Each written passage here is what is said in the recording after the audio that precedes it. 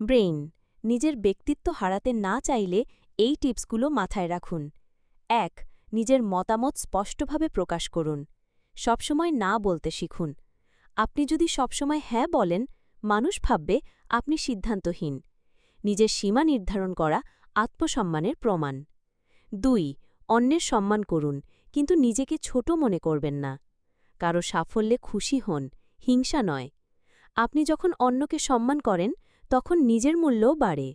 মনে রাখবেন, সম্মান দিলে সম্মান পাওয়া যায়। ৩. ভুল করলে স্বীকার করুন, কিন্তু নিজেকে দোষারোপ করে ভেঙে পড়বেন না। ভুল শেখার মাধ্যম, ব্যর্থতা না। নিজেকে দোষারোপ করা নয়, উন্নতির পথ খুঁজুন।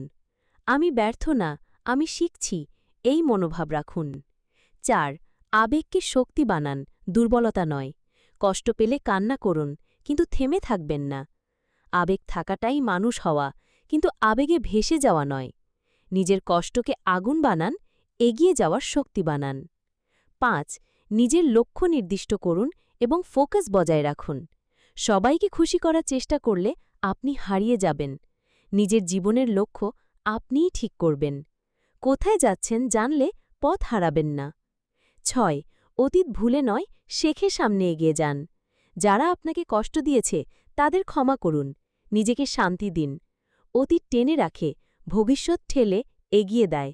মুক্ত হন, হালকা হন, চলুন সামনে। ৭. নিজের সময়ের মূল্য বুঝুন।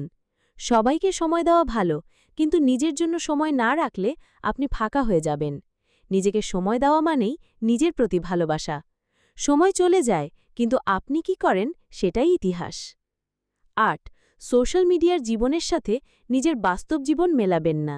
সেখানে সবাই ভালো দেখায়, কিন্তু বাস্তব জীবনে সবাই লড়ে। তুলনা নয়, উন্নয়ন করুন। ফোন নয়, ফোকাস বদলান। ৯. কৃতজ্ঞতা শিখুন, অভিযোগ নয়। যা আছে তার কদর করুন। সবসময় অভিযোগ করলে আপনি সব হারাবেন।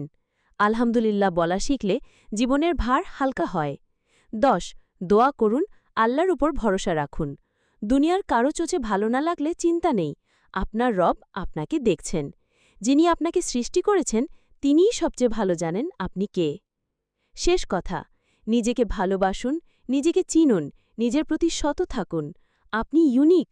আপনি যেমন তেমন থাকুন, কারণ আপনার মতো মানুষ এই পৃথিবীতে আর একজনও নেই।